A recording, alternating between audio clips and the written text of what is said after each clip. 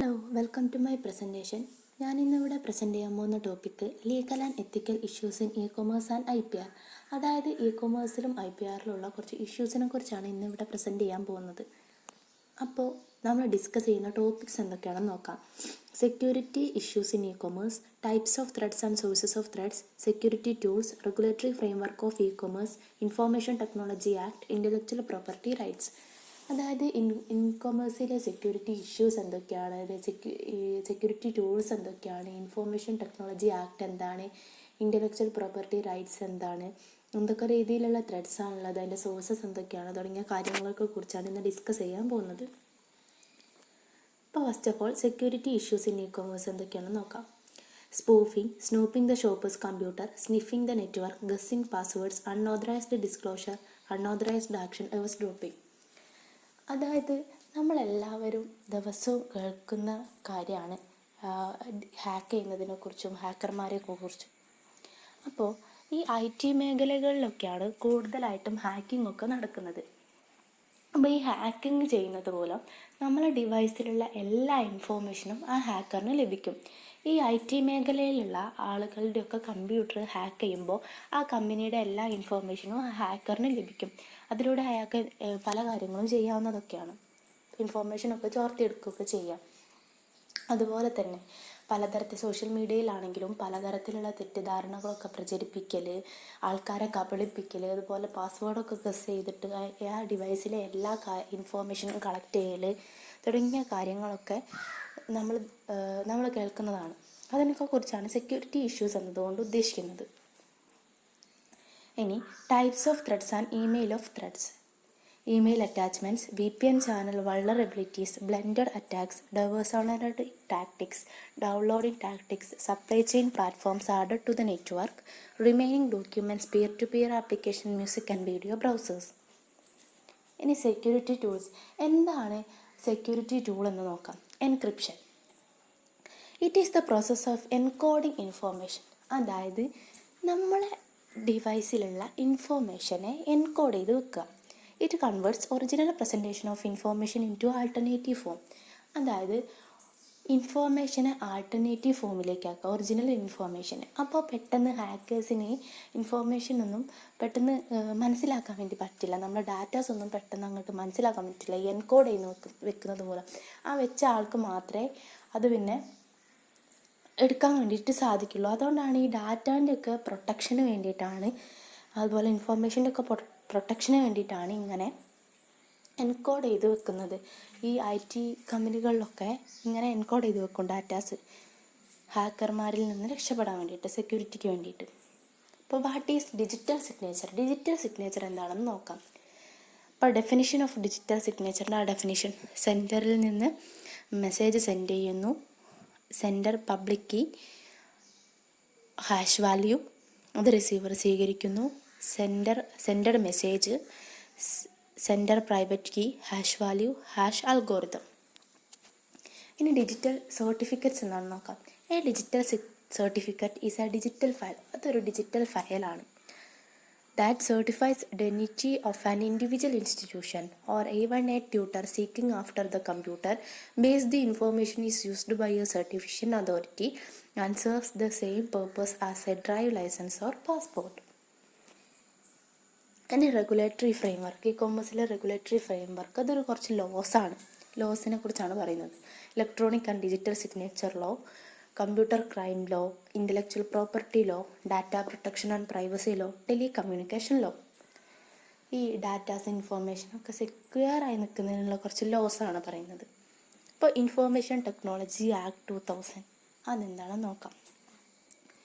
Intellectual technology act: electronic contract will be legally valid, legal recognition of digital signature, security procedure and legal resources and digital signature, appointment of certifying authorities and controller of certifying authorities, including recognition of foreign certifying authorities, various types of computer crimes and stringent penalties provided under the act. അപ്പോൾ ഈ electronic കോൺട്രാക്റ്റൊക്കെ ലീഗലായിട്ട് valid ആയിരിക്കും. അതുപോലെ പലതരത്തിലുള്ള ക്രൈംസിനെ കുറിച്ചൊക്കെ ഇതിൽ പരാമർശിക്കുന്നുണ്ട്. Establishment of cyber appellate tribunal under the act, Act to apply for offences or contraventions committed outside India. Power of police officers and other officers to enter into any public place and search and arrest without warrant. ഇങ്ങനെ ഈ hack ചെയ്യുന്ന ഒക്കെ ചെയ്യുന്ന ഹാക്കർമാരെയൊക്കെ നമ്മൾ കണ്ടുപിടിച്ചാൽ ഈ police officers പോലുള്ള ആൾക്കാർക്കൊക്കെ ഏത് സ്ഥലത്തും ഏത് സമയത്തും ചെന്ന് വാറൻ്റ് ഇല്ലാതെ തന്നെ അറസ്റ്റ് ചെയ്യാനുള്ള റൈറ്റ്സ് ഉണ്ട്.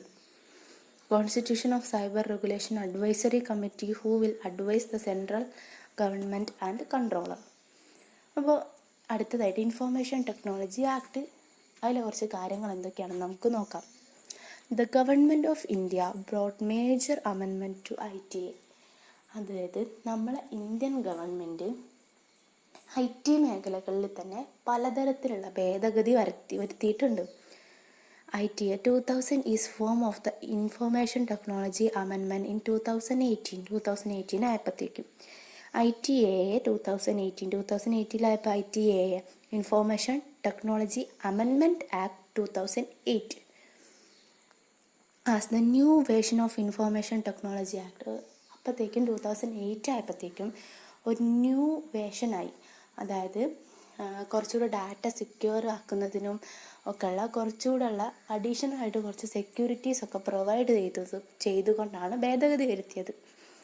A set of rules relating to sensitive personal information and reasonable security practices was released April 2011. It has added several new section offenses including cyber terrorism and data protection. Data പ്രൊട്ടക്ഷനൊക്കെ വേണ്ടിയിട്ട് കൂടുതൽ security ഒക്കെ provide ചെയ്തു. അപ്പോൾ intellectual property rights എന്താണെന്ന് നോക്കാം.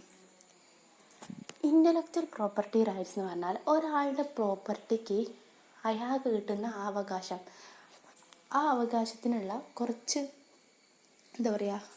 Security ഒക്കെ അവർക്കും ഉണ്ടാവും.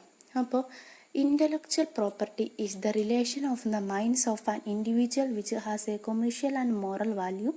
Intellectual property rights grants exclusive rights to an author for utilizing and defining from their creation. അതിന് types: patent, copyright, trade mark, design, database, trade security.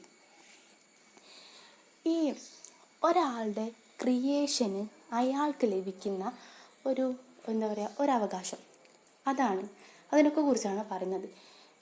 ഇങ്ങനെയുള്ളതൊക്കെ യുണീക്കായിരിക്കും. എക്സാമ്പിളായിട്ട് ഇപ്പോൾ പേറ്റൻറ്റ് തന്നെ എടുക്കാം. പേറ്റൻറ്റ് എന്ന് പറയുമ്പോൾ ഇതുവരെ ആരും കണ്ടുപിടിച്ചിട്ടില്ലാത്തൊരു കാര്യം അത് വാല്യൂഡ് ആയിട്ടുള്ളതാണെങ്കിൽ അയാൾക്ക് ലഭിക്കുന്ന ഒരു അംഗീകാരമാണ് പേറ്റൻറ്റ് എന്ന് പറയുന്നത്. അപ്പോൾ അത് എന്ത് കണ്ടുപിടിച്ചാലും അതിന് പേറ്റൻറ്റ് ലഭിക്കുന്നില്ല. അത് വാല്യൂഡ് ആയിരിക്കണം. അത് ഉപകാരത്തിൽ പെടുന്ന ഒരു കാര്യമാണ്, ഇത് ഇന്നേ വരെ ആരും കണ്ടുപിടിച്ചിട്ടില്ലാത്തൊരു കാര്യമാണെന്നൊക്കെ മനസ്സിലായെങ്കിൽ മാത്രമേ അയാൾക്ക് പേറ്റൻറ്റ് കൊടുക്കുള്ളൂ. അതുപോലെ തന്നെയാണ് കോപ്പിറൈറ്റും പകർപ്പവകാശം. ഇങ്ങനെയുള്ള ഈ അവകാശങ്ങളൊന്നും മറ്റൊരാൾക്ക് കൈവശപ്പെടുത്താൻ വേണ്ടിയിട്ട് സാധിക്കില്ല. അതായത് ഈ പേറ്റൻ്റൊക്കെ ഒരാളുടെ ഉടമസ്ഥതയിലുള്ളൊരു അയാൾ കണ്ടുപിടിച്ചൊരു കാര്യം താൻ കണ്ടുപിടിച്ചതാണെന്ന് പറഞ്ഞു കാണിച്ച് മറ്റൊരാൾക്ക് ഉപയോഗപ്പെടുത്താൻ വേണ്ടി കഴിയില്ല. അതുപോലെ തന്നെ ട്രേഡ് മാർക്ക്, ഡിസൈൻ. ഈ ട്രേഡ് മാർക്ക് എന്നൊക്കെ പറയുന്നത് ഒരു കമ്പനിയുടെ തന്നെ ട്രേഡ് മാർക്ക് മറ്റൊരു കമ്പനിക്ക് ഉപയോഗിക്കാൻ വേണ്ടി പറ്റില്ല. അത് അവരുടേതായ യുണീക്കായിട്ടുള്ളൊരു കാര്യമാണ്. അത് മറ്റുള്ളവരിൽ നിന്ന് വ്യത്യസ്തമായിരിക്കും. അതുപോലെ തന്നെ ഡിസൈന്, ഡാറ്റാബേസ്, ട്രേഡ് സെക്യൂരിറ്റി മുതലായ കാര്യങ്ങളൊക്കെ ഇതൊക്കെ നമുക്കറിയാവുന്ന കാര്യങ്ങളാണ്. നമ്മളൊക്കെ ദിവസവും കേൾക്കുന്ന കാര്യങ്ങളാണ് ഇതൊക്കെ. പേറ്റൻറ്റിനെ കുറിച്ചാണെങ്കിലും കോപ്പിറൈറ്റിനെ കുറിച്ചാണെങ്കിലും ഒക്കെ. അപ്പം അതിൻ്റെ ഒരു പിക്ചറാണ് ഇവിടെ തന്നിരിക്കുന്നത്.